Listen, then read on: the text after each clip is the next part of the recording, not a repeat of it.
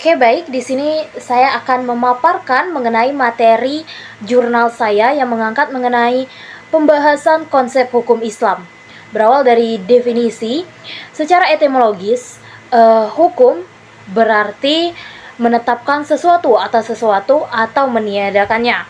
Sedangkan secara terminologis, para ulama usul itu mendefinisikan tita Allah yang berkaitan dengan perbuatan-perbuatan mufakat, baik sebagai tuntutan, kebolehan memilih, atau suatu pengantar adanya hukum lain. Sedangkan ulama fikih itu mendefinisikan suatu sifat yang merupakan pengaruh dari kitab tersebut. Sedangkan syariah itu secara etimologis berarti jalan menuju air atau jalan yang harus diikuti atau tempat lalu air di sungai. Hubungan makna dari kedua ini menurut Syarifuddin itu adalah bahwa Allah menjadikan air sebagai penyebab kehidupan tumbuh-tumbuhan dan hewan, sebagai Dia menjadikan syariah sebagai penyebab kehidupan jiwa insani. Sedangkan fikih dan ilmu hukum Islam adalah pengetahuan tentang hak-hak atau kewajiban-kewajiban seseorang sebagaimana diketahui dalam Al-Quran dan Sunnah. Jadi disimpulkan, kesimpulannya itu dari keduanya atau apa yang telah disepakati oleh para ahli hukum agama.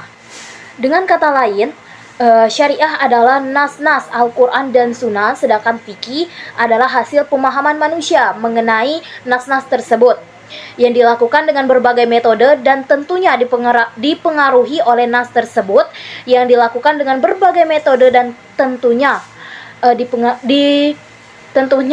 dipengaruhi dengan berbagai faktor.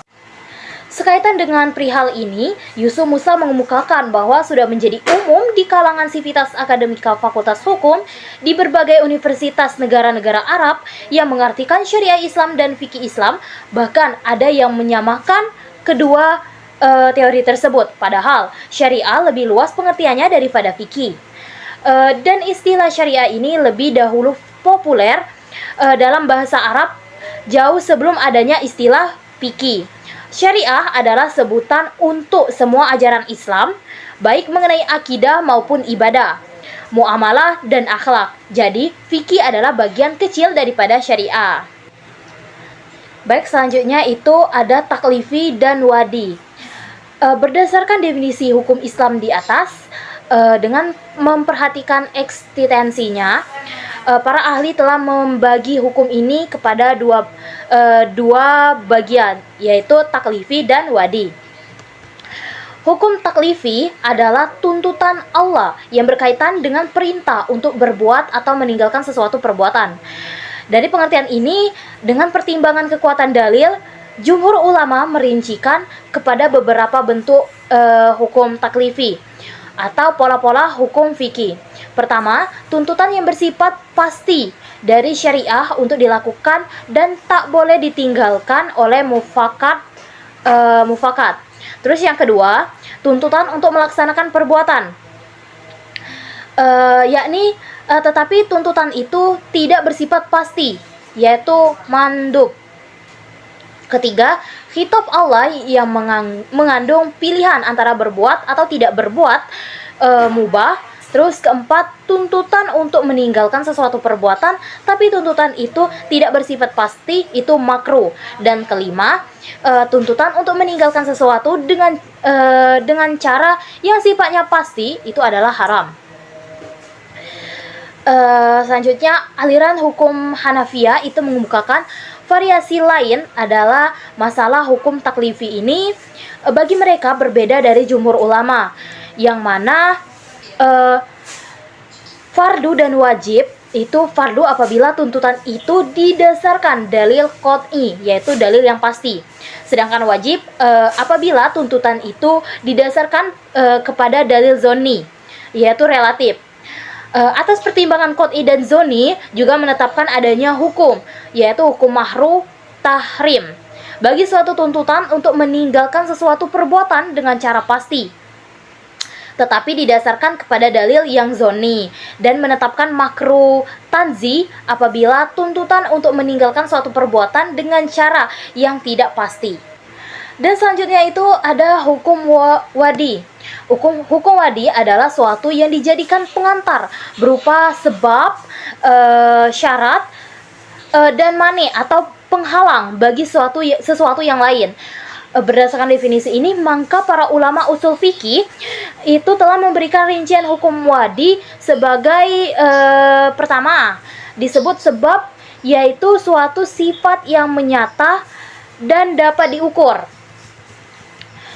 menurut penjelasan nas, yang mana keberadaan sebab menjadi tanda atau pengantar adanya hukum syara. Terus yang kedua disebut syarat, yaitu suatu yang berada di luar hukum syara tetapi keberadaan hukum syara bergantung kepadanya. Dan ketiga disebut mani, yaitu suatu sifat nyata yang keberadaannya menghalangi adanya hukum. Terus yang keempat disebut sohi, yaitu hukum yang telah memenuhi ketentuan syara, yakni terpenuhi unsur sebab, syarat, dan tidak ada mani. Terus yang kelima disebut batil, yaitu hukum yang tidak memenuhi aturan syara, yakni tidak terdapat unsur sebab, syarat, atau ada mani. Terus keenam disebut azimah, yaitu hukum-hukum yang berlaku untuk seluruh mufakat sejak semula. Dan selanjutnya itu ketujuh disebut ruksha, yaitu hukum-hukum yang berubah dari hukum semula karena adanya alasan-alasan tertentu. Hukum-hukum semacam ini dimaksudkan adalah untuk merealisir kesadaran mendalam hamba akan tujuan utama kejadiannya, yaitu untuk mengabdi kepadanya, yaitu kepada Allah. Oleh karena itu, hukum ibadah ini merupakan pekerjaan utama dan pokok, di mana hukum-hukum yang lain dapat ditarik dari hukum ini. Selanjutnya itu hukum-hukum muamalah, atau hukum yang berkenaan dengan kemasyarakatan. Dalam arti luas itu adalah ahkam al-muamalah, yaitu seperti transaksi-transaksi, tindakan-tindakan, sanksi-sanksi hukum, kejahatan dan sebagainya, selain dari masalah ibadah mado. Seiring dengan interaksi hukum dan kebutuhan real masyarakat, hukum-hukum muamalah tersebut dapat dibagi menjadi beberapa bagian. Pertama, hukum perseorangan. Ini diartikan sebagai aturan mengenai hubungan suami istri dan kerabat-kerabat. Terus yang kedua adalah hukum perdata, yaitu aturan-aturan hukum berkaitan dengan kebendaan, umpamanya seperti jual beli, sewa menyewa, gadai menggadai, dan utang piutang. Terus yang ketiga adalah hukum pidana, yaitu aturan-aturan yang berhubungan perlindungan hak dan kepentingan manusia, baik individu, kelompok, masyarakat, dan negara dari tindak kejahatan.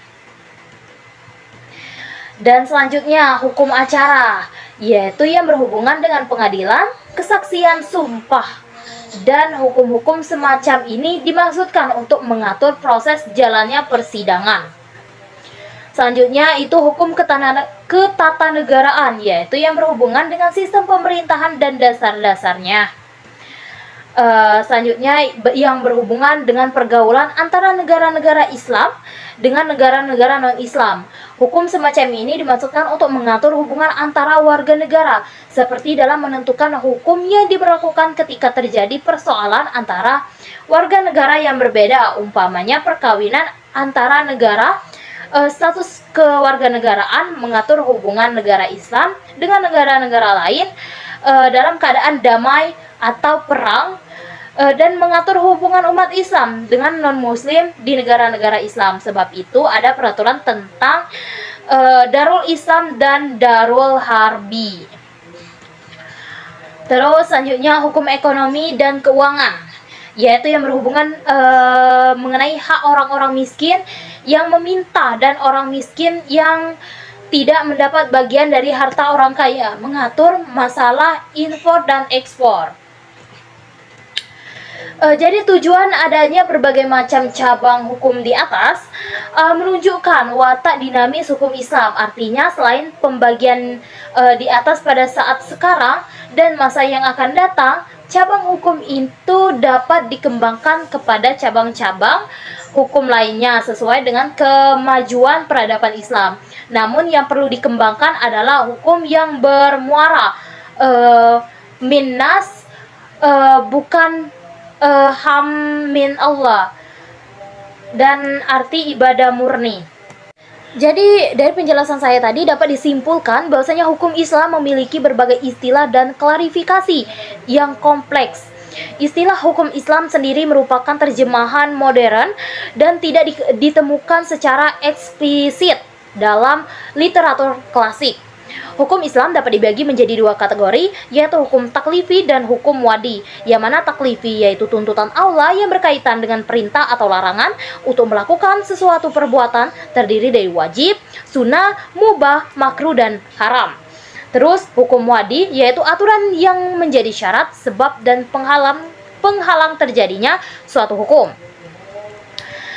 Dan berdasarkan materi yang telah saya jelaskan, hukum Islam juga dapat dibagi menjadi hukum ibadah, hukum muamalah, hukum keluarga, hukum pidana, hukum ekonomi, dan sebagainya. Jadi mungkin hanya ini yang dapat saya sampaikan mengenai materi jurnal yang saya angkat. Lebih kurangnya saya mohon maaf, kepada Allah saya mohon ampun. Wallahul muwaffiq ila aqwamit thoriq. Wassalamualaikum warahmatullahi wabarakatuh.